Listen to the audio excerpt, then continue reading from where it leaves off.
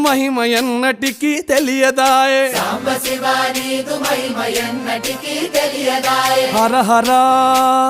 శివ శివ హర హర శివ శివ గంగా జలము తెచ్చి నీకు అభిషేకము చేతునంటే గంగా జలము తెచ్చి నీకు అభిషేకము మరి చేతునంటే గంగ జలమున చేప కప్పల ఎంగిలంటున్నావు శంభో హర